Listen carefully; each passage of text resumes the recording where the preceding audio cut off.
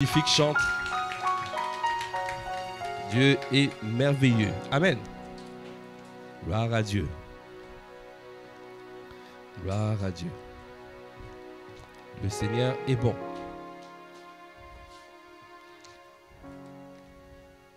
Qui reconnaît que notre Dieu est merveilleux? Amen. Notre Dieu est merveilleux. Il fait des merveilles. Amen. Il fait des prodiges. Il fait des signes. Et en cette saison, nous allons le voir. Amen. Qui croit qu'il va voir?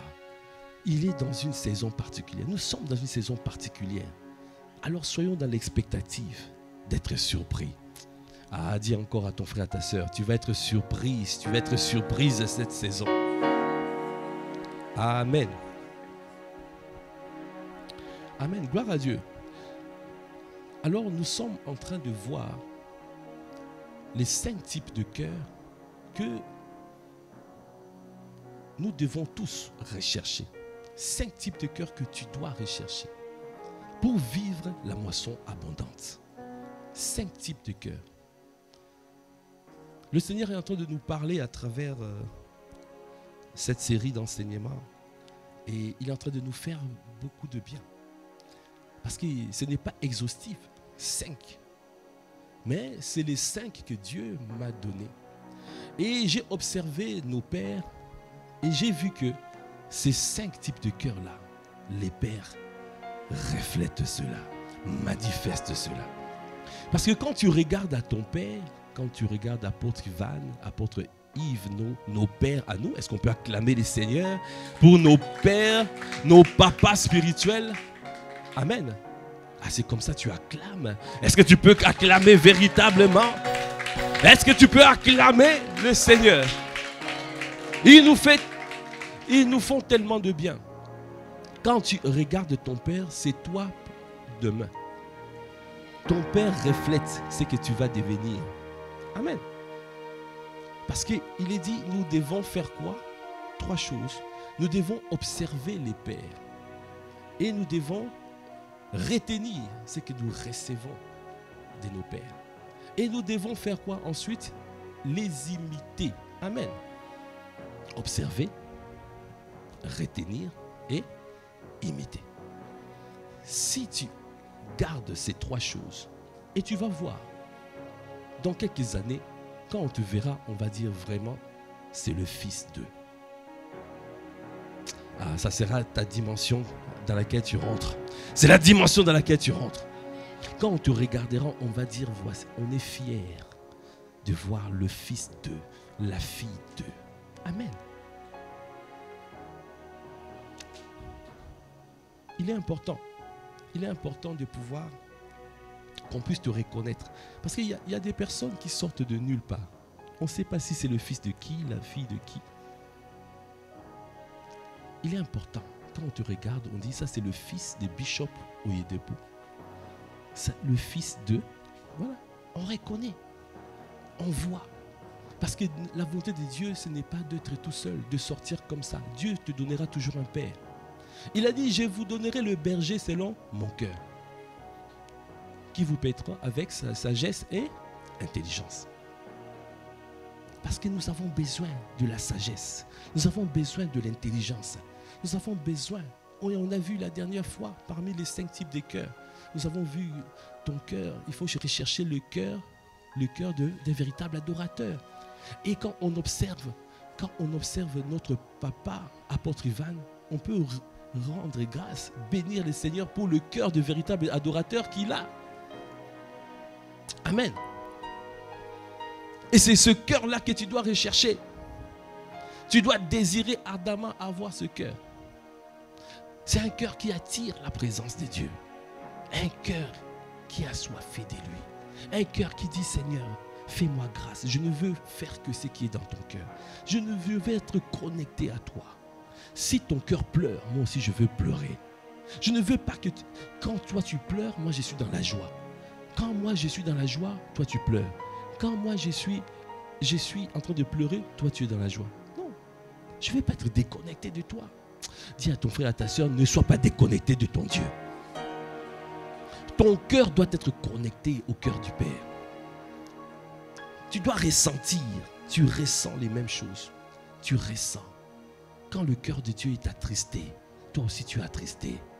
Et là, ce cœur-là, c'est un cœur de véritable adorateur. C'est quelqu'un qui aime la présence de Dieu, qui recherche, qui a la soif de sa présence. C'est un cœur qui, ce n'est pas juste chanter, hein. Adoration, ce n'est pas chanter. On a dit, le cœur de véritable adorateur, c'est quoi? C'est un cœur qui se livre, qui s'abandonne, qui fait tout en se livrant à Dieu. C'est un cœur qui se soumet à Dieu. Donc tu fais tout en étant soumis. Tu sers avec le cœur de véritable adorateur. Amen. Je te vois opérer dans cette dimension. Tout ce que tu feras, tu le feras avec le cœur de véritable adorateur. Amen. Et quand tu as ce cœur, maintenant tu peux chanter, tu peux servir. Parce que quand tu as ce cœur, ce que tu feras, ça sera fait en esprit et en vérité. Parce que notre Dieu recherche des adorateurs qui adorent Dieu en esprit et en vérité. Des personnes qui adorent Dieu en esprit et en vérité. Et nous avons dit rapidement, en esprit, ça veut dire que tu fais ce que Dieu veut. Tu ne fais pas ce que toi tu veux. Quelque chose peut paraître bon, ça peut être bon, ça peut paraître bon, mais en réalité, ce n'est pas ce que, en vérité, c'est pas Dieu, c'est pas ce que Dieu voulait, en fait. On a donné l'exemple de David qui ramenait l'arche dans un char neuf, alors que Dieu ne lui a jamais dit. C'était juste la tradition des Philistins. Et les Philistins, c'était des dévins, des personnes qui adoraient d'autres dieux. Donc David a exécuté quelque chose qui venait de l'enfer. Quelqu'un peut dire, aïe, aïe, aïe. Il y a des fois, tu peux croire bien faire, mais ce n'est pas la volonté de Dieu. Donc c'est pour cela que tu dois rechercher la volonté de Dieu. Dis à ton frère, à ta soeur, tu dois rechercher la volonté de Dieu. C'est pour cela, ça nous éviterait des catastrophes. C'est pour cela, Uza, le serviteur de David qui était dans le char neuf, voulait bien faire et fut foudroyé. David n'a pas compris. Qu'est-ce qui s'est passé? Pourquoi? Et il a eu peur. Et il a abandonné l'arche. Mais après, il est parti chercher Dieu. Même si tu ne comprends pas, cherche Dieu. Le Seigneur est là pour t'inspirer. Il est là pour te révéler. Révéler des choses cachées. Amen. Amen. Et Dieu lui a révélé. Parce que David avait aussi le cœur intelligent. Dieu lui a donné cette parole profonde en disant, l'arche ne doit pas être transportée dans un char neuf, mais devait être transportée sur les épaules du sacrificateur. Ça, c'est ce que Dieu voulait. Dieu ne voulait pas autre chose. Au service, à l'église aussi, il y a des choses que Dieu veut. Dieu veut pour cette saison que tu puisses sortir, aller gagner les âmes. Que tu puisses aller jeter le filet. Parce qu'il y a la moisson abondante. C'est l'instruction divine que nous avons reçue. Quand Dieu te donne une instruction divine, qu'est-ce que tu fais? Est-ce que tu suis? Est-ce que tu es en mouvement? Quand le cœur de Dieu pleure pour les saluts des âmes, toi tu es dans une salle de fête en train de te réjouir toi-même. Quelqu'un peut dire, aïe aïe aïe. Je n'ai pas dit qu'il ne faut pas se réjouir, mais simplement, il faut être synchronisé. Dis à ton frère, à ta soeur, sois synchro avec Dieu. Oh. Il ne faut pas être désynchronisé. Sois synchro. Amen. Et il a dit, le cœur, on a dit aussi, le cœur de Dieu, c'est un cœur de berger. Amen. Bébé. Parce que les enfants de Dieu sont des dieux. Les enfants de chiens sont des chiens. Les enfants de chats sont des chats. Les enfants des bons bergers sont des bons bergers. Alors, tu dois rechercher le cœur de bon berger. Parce que lui est un bon berger. Il ne lâche pas. Un bon berger ne lâche pas les brebis. Il faut manifester ce cœur-là. Un cœur, on te confie une responsabilité, ne lâche pas. Tu dois tout faire de manière à ce que ce qu'on t'a demandé soit fait. Avec diligence, avec excellence.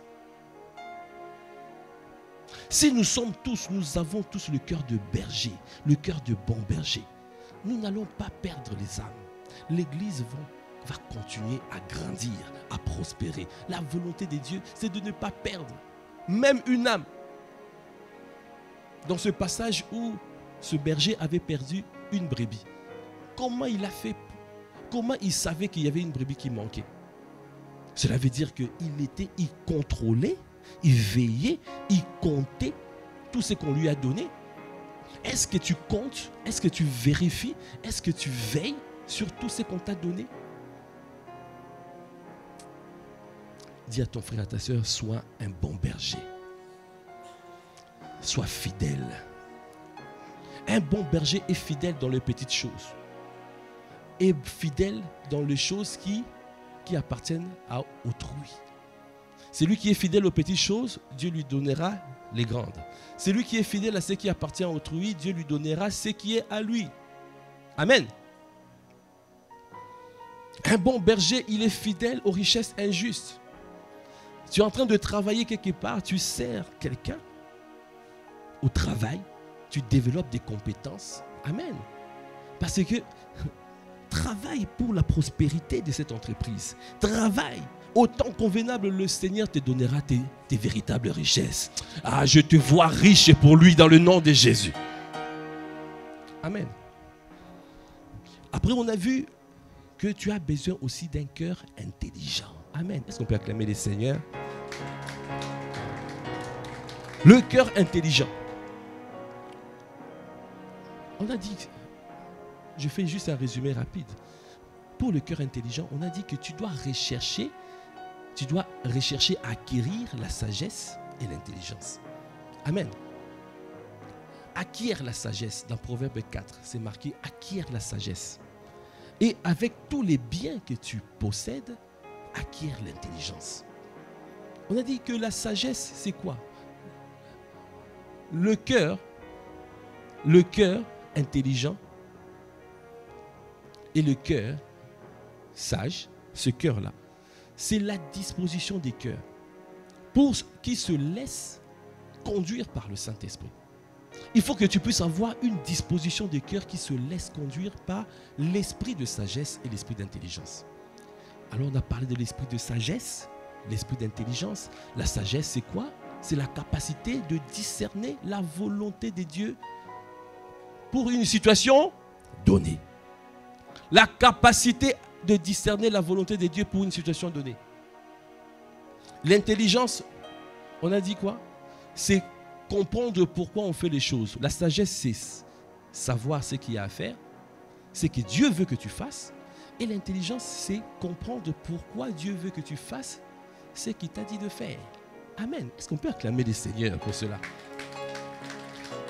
Donc maintenant, si tu recherches les deux, si tu acquiers la sagesse et acquiers l'intelligence, c'est ça, ça va t'affermir.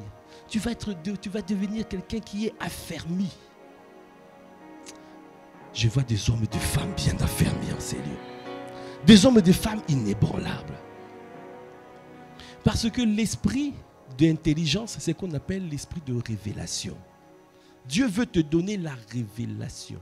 Dieu veut te révéler pourquoi il fait des choses. Parce que si tu comprends pourquoi il fait des choses, tu ne seras pas emporté à tout vent.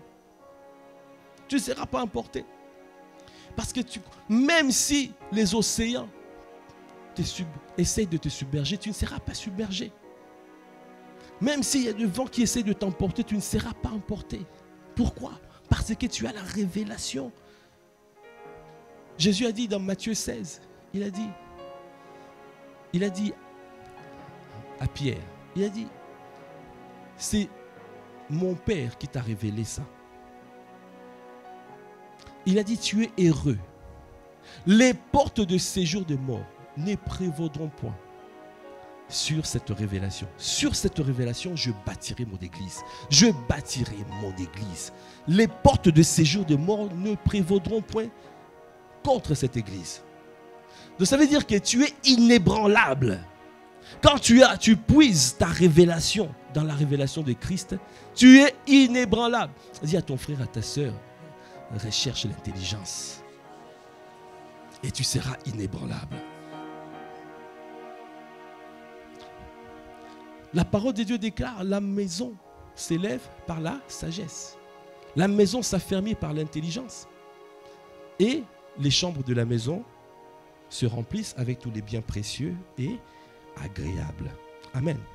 On avait vu les caractéristiques, mais vous allez voir ça dans les messages passés. Alors aujourd'hui, le Seigneur, on va continuer et nous allons voir le 4e type de cœur. Amen. Et le cœur de Dieu est un cœur vaillant, est un cœur de témoin conquérant. Est-ce que tu peux acclamer les Seigneurs? Le cœur de Dieu est un cœur vaillant, est un cœur de témoin conquérant. Amen. Alors tu dois prendre conscience que toutes les personnes qui ont fait des exploits avec Dieu ont été vaillants. Les vaillants hommes. Si tu regardes, on peut regarder, si tu vas dans Hébreux 11. Hébreux 11 nous trace toutes les personnes qui ont fait des exploits avec Dieu. C'est par la foi, Hébreux 11, 4. C'est par la foi qu'Abel offrit à Dieu un sacrifice plus excellent que celui de Caïn. C'est par la foi. Ça veut dire que c'est par la foi. Il a simplement entendu une parole, offrez-moi. Et il l'a mis en pratique. Est-ce que tu peux acclamer les seigneurs pour cette détermination? Toi aussi, tu seras celui qui marchera par la foi. Mais à l'époque, il n'y avait rien. Il y avait juste la voix. Il n'y avait même pas les écrits. Mais il a entendu. Caïn n'a pas entendu. Caïn est parti chercher les fruits. Il a mis le fruit. Et Abel, je ne sais pas qui lui a dit ça. Mais c'est la voix. Il a entendu. Que le Seigneur te fasse grâce. Déguiser ton discernement. Déguiser ton entendement. Qu'il ouvre tes oreilles afin d'entendre le Seigneur. La voix du Seigneur. Afin de pouvoir entendre les directives, les instructions. Il a entendu et il s'est mis en mouvement. C'est par la foi qu'Abel offrit à Dieu un sacrifice plus excellent. Quand on parle d'un sacrifice, c'est quelque chose qui coûte. Un sacrifice, ça veut dire que si ça t'arrangeait, tu n'allais pas le faire. Tout ce que tu fais qui ne te coûte pas n'est pas un sacrifice. Amen. Si tu fais quelque chose, ça ne te coûte rien, ce n'est pas un sacrifice. Un sacrifice, ça doit te coûter. Parce que tu dois prendre conscience que tu es en train de payer un prix. Parce que le prix d'une vie est une vie. Abel a offert les premiers-nés de ses troupeaux, de ses animaux. Le premier. Donc ça veut dire que tu reçois, Dieu te donne et tu offres. Voilà le cœur.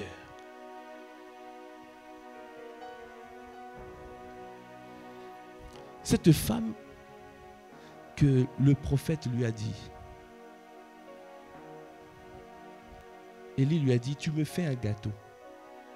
Mais elle n'avait rien, pas grand-chose. Elle a même dit, mais si je n'ai que ça, si je te fais le gâteau, après nous allons mourir, moi et mes enfants. Ça veut dire que quand tu as quelque chose, Dieu te demandera même d'offrir ce que toi tu as. Mais il faut être violent. Il faut manifester la violence. Le royaume des cieux est forcé depuis Jean-Baptiste. Et ce sont les violents qui s'en emparent. Les violents qui s'en emparent. Les vaillants. Les personnes qui sont déterminées. Les personnes qui veulent voir. Même s'ils ne voient pas, ils veulent faire, accomplir la volonté de Dieu. Ils le font pour qui? Pour lui, pas pour toi. À chaque fois que tu fais quelque chose pour toi, tu es dans la volonté bonne. Pour rentrer dans la volonté agréable, il faut que tu fasses quelque chose, pas pour toi, mais pour lui. Donc regarde à ta vie. Le Seigneur, je pense, on fera ça aujourd'hui et la semaine prochaine aussi, ou peut-être dans 2 semaines. Parce que le Seigneur me dit, dans le cœur vaillant, il faut aller pas à pas, petit à petit, de ne pas courir. Pourquoi? Parce que si la plupart des choses, nous n'arrivons pas à obtenir, parce qu'il nous manque la foi. Tu dois faire tout par la foi. La foi est une monnaie d'échange. La foi est comme une monnaie d'échange. Pour obtenir les choses célestes, tu as besoin de la foi. Si tu n'as pas la foi, tu ne peux rien recevoir. Quelqu'un qui est vaillant ne voit pas, mais avance quand même. Ne comprend pas, mais avance quand même. On lui dit c'est la guerre. Il est au premier rang. Il avance. On tire, mais il est en train d'avancer. C'est quelqu'un qui ne recule pas, mais quelqu'un qui fait confiance à son Dieu. Quelqu'un qui fait confiance. Il y a des balles qui arrivent. Il y a des balles perdues. Il y a des balles qui arrivent. Mais il fait confiance. Dès que Dieu lui dit avance, il avance. Il ne se pose pas la question. Il se dit non, mais je ne comprends pas. Il faut d'abord qu'on puisse regarder, vérifier. Non. Quand tu dois te mettre en mouvement, tu te mets en mouvement. Est-ce qu'il y a des cœurs vaillants en ces lieux?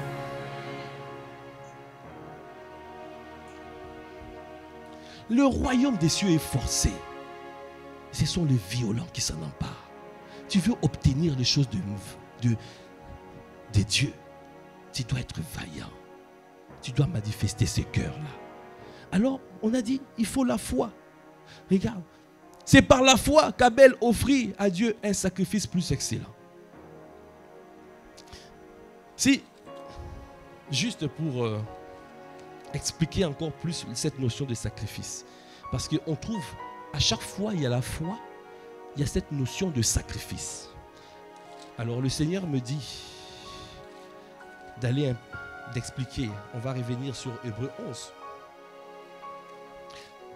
Romains 12, verset 1. Je vous exhorte donc, frères, par les compassions de Dieu, à offrir vos corps comme un sacrifice vivant, saint, agréable à Dieu. Ce qui sera de votre part un culte raisonnable. L'apôtre Paul dit, je vous exhorte par les compassions de Christ. Donc quand il dit ça par les compassions, ça veut dire je vous en supplie pour l'amour de Dieu. Donc si vous ne faites pas ça, vous ne pourrez pas avancer. Vous n'allez pas faire plaisir à Dieu. Si vous ne faites pas ça, Dieu ne va pas prendre plaisir dans tout ce que vous faites. Parce que le Seigneur veut vous faire avancer. C'est pour cela qu'il a dit ça, par les compassions de Dieu. Offrez vos corps comme un sacrifice vivant. C'est marqué 1, vivant. 2, saint. 3, agréable. 3 choses. Sacrifice vivant. Vivant, ça veut dire que le prix d'une vie est une vie. Ça veut dire que tu offres ta vie. Tu t'offres toi-même. Quelqu'un qui a un cœur vaillant, il s'offre. Il s'offre. Il y a des sacrifices qu'on donne, on prend les choses qui coûtent. Mais quand tu arrives à la dimension où tu te donnes, tu es en train de te donner. Tu te donnes entièrement. Tu te livres totalement. Là, tu es en train d'offrir ton corps comme un sacrifice vivant.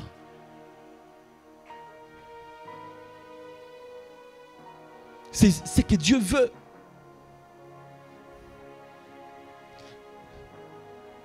Dieu veut que nous puissions nous identifier à Christ. L'identification, c'est quoi? On s'identifie à sa crucifixion, à sa mort, à son ensevelissement, à sa résurrection et à son positionnement et à son règne. Tu veux obtenir les choses,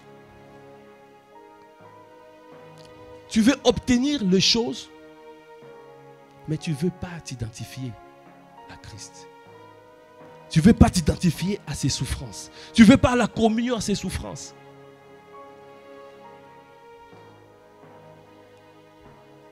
L'autorité vient des galons, des souffrances. Quand tu vois des galons comme ça là, c'est les souffrances obtenues pendant la guerre. Ces galons expriment les souffrances.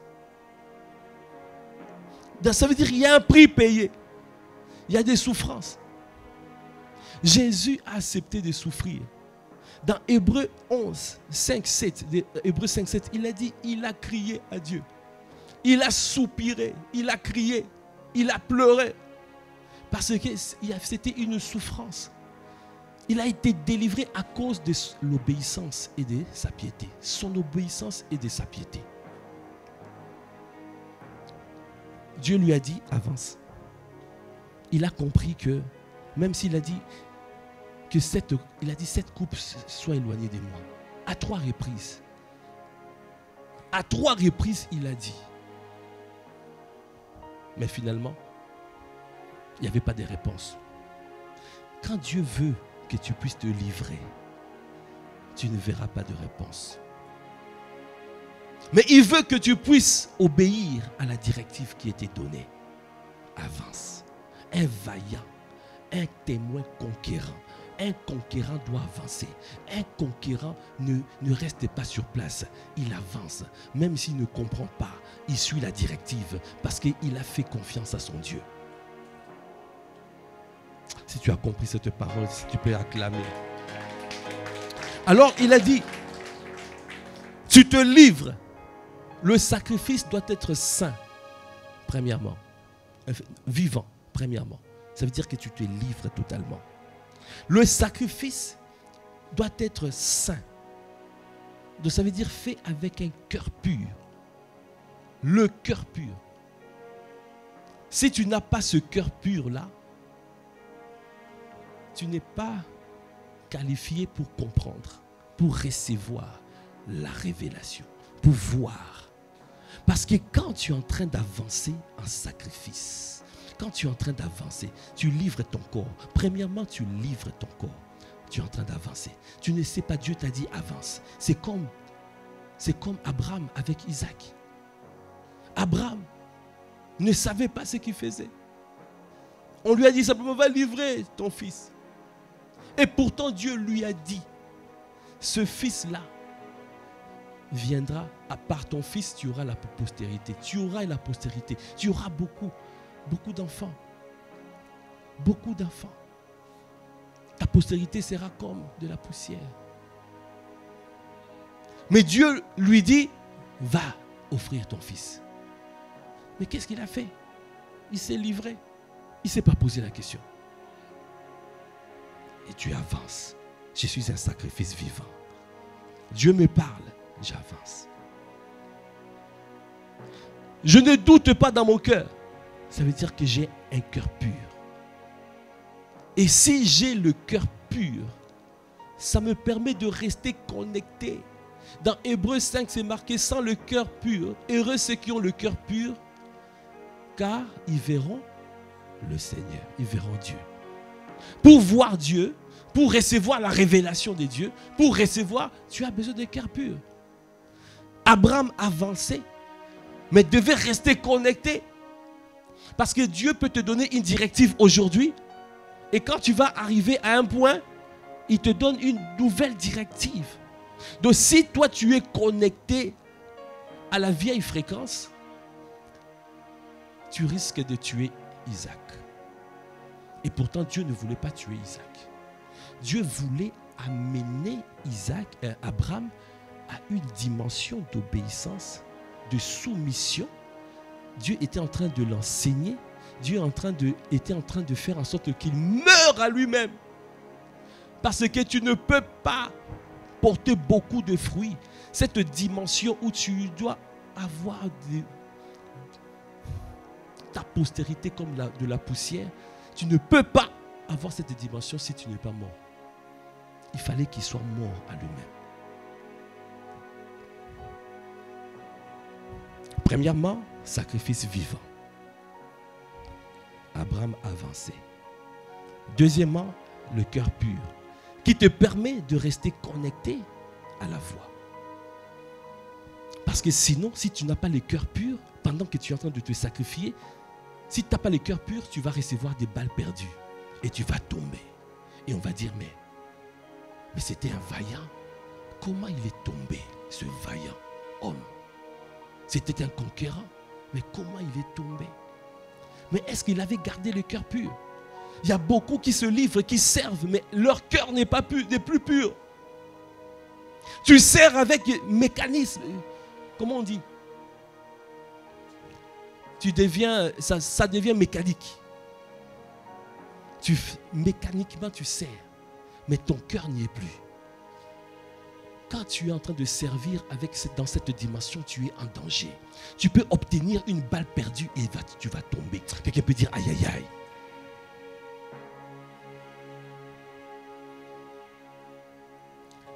Examine l'état de ton cœur. Examine la disposition de ton cœur.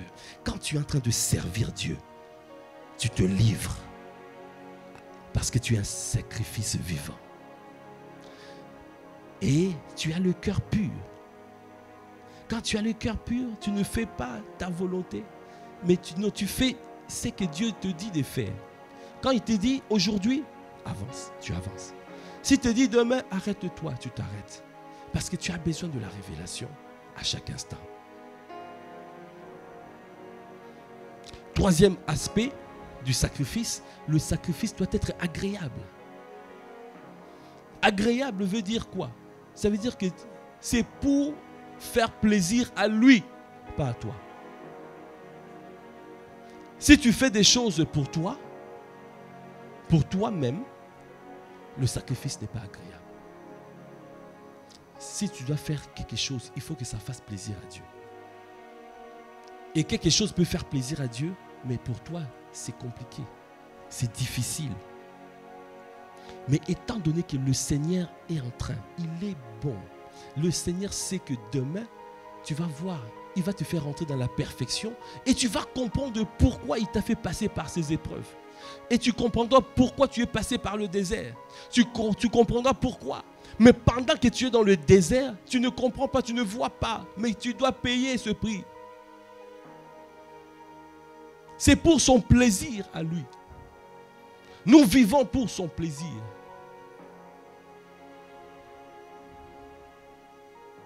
Quand tu reconnais que tu es esclave, que tu n'es pas un salarié, tu es un esclave. Apôtre Ivan nous avait expliqué la différence. Un esclave, il n'a pas d'opinion, il n'a pas de volonté. Un esclave fait ce qu'on lui demande de faire, ce que le maître lui demande de faire. Un esclave. Quand il dit viens, fais ce que tu fais. Par contre, un salarié peut décider de pouvoir prendre les jours de congé.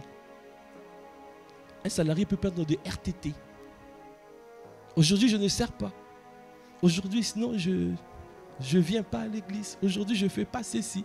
Aujourd'hui, non. Tu décides de ta vie. Mais est-ce que ça fait plaisir à Dieu? Est-ce que Dieu t'avait dit de rester à la maison? Est-ce que Dieu t'a dit de ne pas sortir pour aller évangéliser?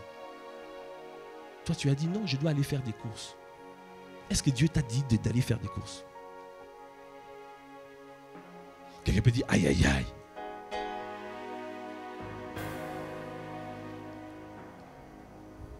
À travers cet enseignement, le Seigneur veut susciter des vaillants hommes, des témoins qui ont le cœur de témoins conquérants.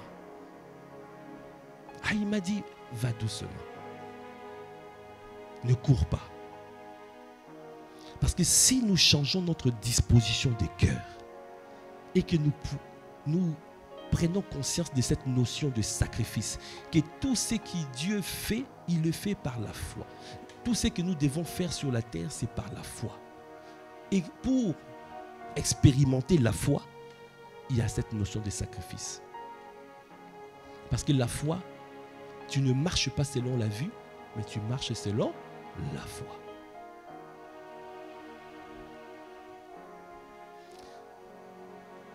Donc un sacrifice doit être vivant. Amen. Je pense que tout le monde a compris. Sacrifice vivant, ça veut dire que tu te livres toi-même. Toi-même tu te livres. Tu livres ton corps. Tu décides. Ton âme te dit non, on ne va pas faire autre chose. Toi tu prends ton corps. Tu dis je vais faire la volonté de Dieu. Tu peux le faire sans comprendre pourquoi. Mais tu suis simplement l'instruction divine. Et deuxièmement, et il veut que tu le fasses avec le bon cœur, avec un cœur pur. Si tu n'as pas ce cœur pur, tu es en danger. Parce que tu es en train d'avancer, mais ton cœur n'est pas pur.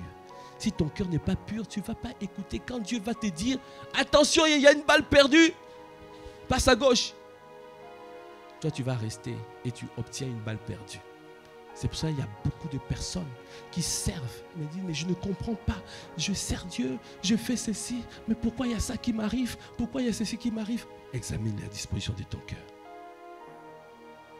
Et troisièmement, quand tu es en train d'avancer, tu sais que c'est pour lui que tu le fais. C'est pour son bon plaisir. Et ce n'est pas pour toi.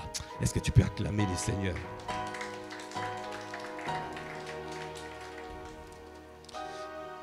Alors tu vois, et si nous regardons les différents exemples qui sont donnés ici, parce qu'il y en a qui ont fait des exploits. Ils ont fait des exploits. Nous devons imiter ces telles personnes.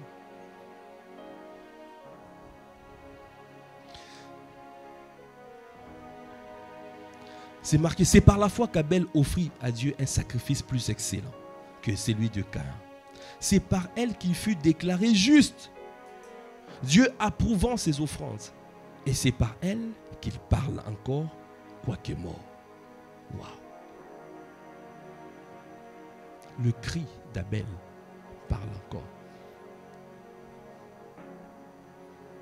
quoique mort. C'est par la foi qu'Enoch fut enlevé pour qu'il ne voie point la mort. Enoch a été enlevé. C'est par la foi qu'il fut enlevé. Et il ne parut plus parce que Dieu l'avait enlevé. Car avant son enlèvement, il avait reçu le témoignage qu'il était agréable à Dieu. Vous voyez, agréable à Dieu. Dieu l'a enlevé. Il a marché avec Dieu. Dans une période difficile, il a reçu un témoignage. Enoch, c'est le père de Mathusalem. Et quand tu regardes Mathusalem, j'avais fait un peu de l'étude là-dessus. Sa venue annonçait le déluge. Donc ça veut dire que Enoch, c'est marqué que Enoch marcha avec Dieu pendant 300 ans depuis la naissance de son fils à l'âge de 65 ans. Ça veut dire que son fils, ça vous trouvez ça dans Hébreux 5, dans Genèse 5, 24. Ça veut dire que son fils annoncé est venu avec. C'était un signe du déluge. Alors Enoch avait une parole à transporter. Il a transporté une parole. Devait annoncer, devait faire en sorte que tout le monde puisse se préparer face au déluge qui arrivait. Alors il a marché avec Dieu pour cette parole.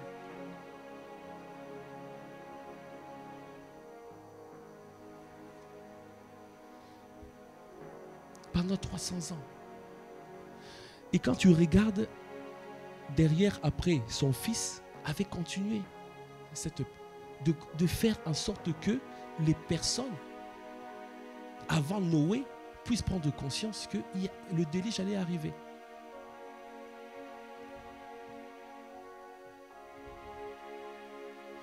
Et je suis peut-être en train d'imaginer, même Noé, quand il était en train de pouvoir préparer l'arche.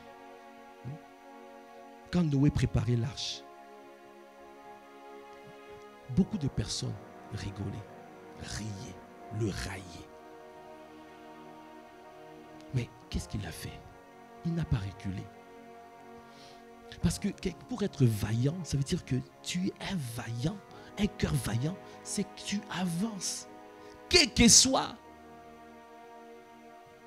les situations, quelles que soient les oppositions.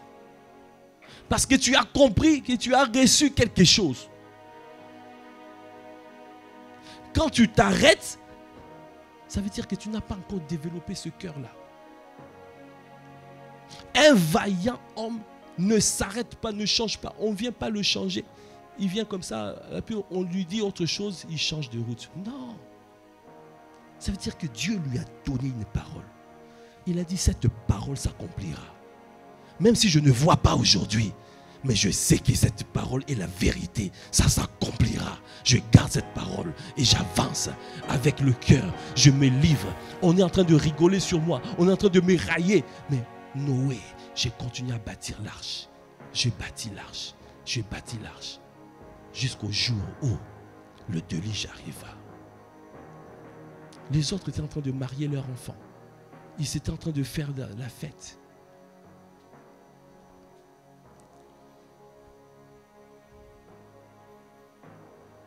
Quand je vois pasteur Marcelo, qui son ministère est fondé sur la sanctification, qui parle, attention, la sanctification, il y en a qui rigolent. Alors Dieu nous appelle à nous sanctifier. Il y en a qui rigolent. Il y en a qui disent, ben oui, lui aussi il exagère, il fait rien.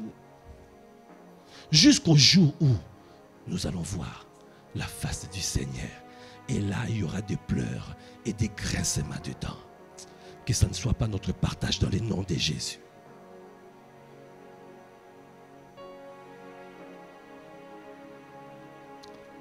Dis à ton frère, sois vaillant. Sois vaillant. Dis-lui bien, sois vaillant. Ne recule pas. C'est un cœur qui ne recule pas. Aujourd'hui, le Seigneur voulait que je puisse simplement déposer ça, seulement. Ce cœur, cette disposition de cœur, de ne pas reculer, d'avancer. Et comment on avance? Un cœur vaillant avance en se livrant. Amen. Et deuxièmement, avec un cœur pur. Et troisièmement, en faisant plaisir à son Dieu. Si tu as compris cette parole, est-ce que tu peux acclamer le Seigneur?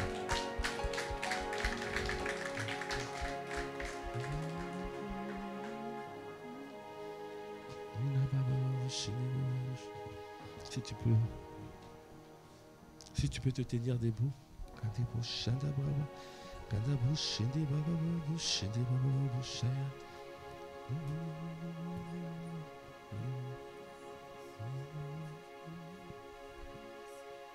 Fortifie-moi, Seigneur, Jésus-Christ mon sang. Fortifie. Fortifie, fortifie. Fortifie.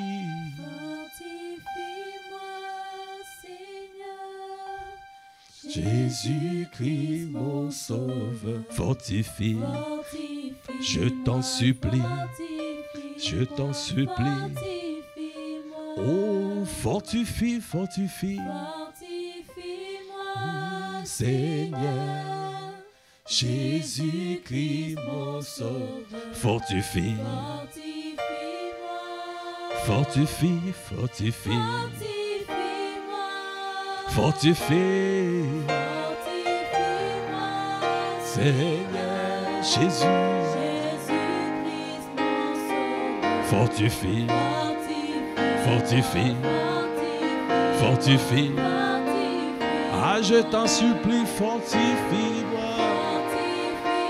Ah, quand des bochés, des bras, kababa, bochés, fortifie. Je t'en supplie, viens me fortifier. Devant les épreuves, viens me fortifier. Seigneur, je t'en supplie, donne-moi ce cœur vaillant, le cœur vaillant, un cœur qui ne s'arrête pas, un cœur qui se livre totalement. Quelles que soient les oppositions, fortifie-moi. Parce que je ne veux pas arrêter la course.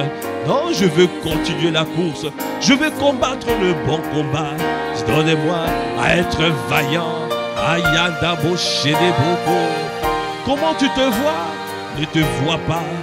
Ne te vois pas comme Gédéon se voyait. Il se voyait petit, il se voyait. Mais regarde à la grandeur de ton Dieu. Regarde à la personne qui t'a donné cette parole. À la personne qui t'a dit vaillant héros. Qui t'a dit vaillant héros, tu es. Lève-toi et marche. Lève-toi et brille. Lève-toi, sois éclairé. Parce que ton Dieu t'appelle à pouvoir aller conquérir, aller prendre des territoires, aller dans cette saison. Il recherche des hommes et des femmes qui ont un cœur vaillant, un cœur de conquérant, un cœur de témoin conquérant. Donnez-nous ce cœur, c'est un cœur qui se livre. Donnez-nous à livrer nos corps comme des sacrifices vivants, vivants. Un cœur qui se livre entièrement parce que nous reconnaissons le prix d'une vie est une vie. Donnez-nous, Seigneur au Père, à offrir nos corps. Parce que si une graine tombe à terre, et si elle ne meurt, elle ne pourra porter de fruits. Mais si elle meurt, elle portera beaucoup de fruits. Donnez-nous à mourir à nous-mêmes. Donnez-nous à livrer nos corps comme des sacrifices vivants, saints, purs. Donnez-nous à avancer avec un cœur pur. Quelles que soient les oppositions, nous ne voulons pas tomber comme les héros qui étaient tombés parce que leur cœur n'était plus disposé. Donnez-nous à avoir un cœur pur, un cœur attaché à toi, un cœur assoiffé, un cœur passionné. Il a dit, heureux ceux qui ont le cœur pur, ils verront le Seigneur, car ils verront notre Dieu. Parce que en temps réel, tu communiques, tu donnes les directives en temps réel. Accorde-nous la grâce de garder le cœur pur, de garder le cœur pur. Parce que quand tu es vaillant, tu dois rechercher le cœur pur. Parce que le cœur pur te permettra de te préserver des attaques, des assauts de l'ennemi. Et avance avec un cœur agréable, un sacrifice agréable pour faire plaisir à ton Dieu. Parce que la volonté de Dieu est que tu vives pour lui. Nous voulons vivre pour toi. Fortifie, fortifie. Oh fortifie, oh fortifie. Je t'en supplie, fortifie. Oh fortifie. Dans cette saison, nous ne voulons pas rater la saison. Fortifie. Je t'en supplie, viens nous fortifier. Nous ne voulons pas passer à côté de ce que tu as annoncé. Ah, Yandabo Shandabal, tu n'as pas reçu un esprit de timidité, tu as reçu un esprit de force, un esprit de sagesse et d'esprit d'amour. Akabrakabaya, le Seigneur veut que tu sois vaillant, conquérant, afin de prendre des territoires, afin de conquérir des territoires. Dans cette saison, nous allons voir la moisson abondante. C'est pour cela, il recherche des hommes et des femmes qui ont ce cœur. Alors nous nous fortifions dans les Seigneurs. Nous nous fortifions dans les Seigneurs. Merci Père. Merci Seigneur. Alors que tu as entendu cette parole, si tu es dans cette salle et que tu n'as pas encore donné ta vie à Jésus, tu n'as pas encore fait la prière du salut, tu t'es pas encore livré à Jésus. Dieu veut te donner, Dieu te donne une opportunité aujourd'hui de prendre la meilleure décision qui peut arriver. Parce qu'il veut expérimenter le plus grand miracle. Le plus grand miracle, c'est donner sa vie à Jésus. Le plus grand miracle. Parce que c'est la clé, c'est la porte de tout. C'est le plus grand miracle. Dieu veut te visiter à partir de ce moment, de ce culte. Tu n'as jamais fait cette prière. Tu n'as jamais accepté Jésus comme le seul Seigneur et le seul Sauveur de ta vie. Le chemin, la vérité et la vie. Tu ne pourras pas avoir plus si tu n'as pas fait cette première étape. Cette première étape t'ouvre à recevoir son cœur.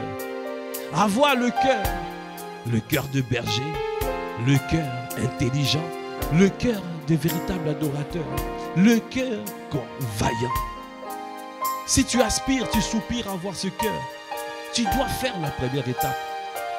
Cette première étape te propulsera à devenir enfant de Dieu. Dieu veut que tu puisses ne plus être seulement créature de Dieu, mais à partir d'aujourd'hui de devenir enfant de Dieu. Si tu n'as jamais fait cette prière, si aujourd'hui tu veux te réconcilier avec les Seigneurs, lève ta main là où tu es. Lève ta main et nous allons prier pour toi afin que tu puisses revenir à lui, être gagné à lui, repartir à zéro. Le Seigneur veut te faire du bien aujourd'hui. Aujourd'hui, c'est ton jour. Ne quitte pas ces lieux sans cette réconciliation. Ne quitte pas ces lieux sans te réconcilier avec ton Dieu. Il est présent en ces lieux et il veut te faire du bien. Si tu n'as jamais fait cette prière, lève ta main là où tu es. Dieu te donne l'opportunité de pouvoir devenir enfant de Dieu aujourd'hui. Aujourd'hui, lève ta main. Lève ta main.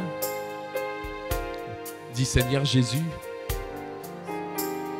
Si nous pouvons répéter Seigneur Jésus, j'ai entendu ta parole. Je reconnais que j'étais éloigné de toi. Aujourd'hui, je décide de revenir dans la maison. Je viens t'accepter dans ma vie comme mon seul Seigneur, comme mon seul Sauveur. Change-moi radicalement. Réécris l'histoire de ma vie. Je veux te connaître. Je veux recevoir ton cœur. Je veux ton cœur, je t'en supplie. Lave-moi par ton sang précieux afin de vivre pour ton bon plaisir. Merci Seigneur Jésus. Amen. Amen. Gloire à Dieu. Amen. Est-ce qu'on peut acclamer les Seigneurs? Si tu as fait cette prière, tu peux passer devant si tu as fait cette prière. Amen. Amen. Si tu as fait cette prière, n'hésite pas, tu passes devant. Même si tu as fait cette prière encore, tu t'es réconcilié. Tu étais éloigné, tu te réconcilies. Le Seigneur veut sceller ça encore par la prière. On veut prier pour toi et Dieu veut te faire du bien. Amen. Amen, amen. Est-ce qu'on peut acclamer les Seigneurs?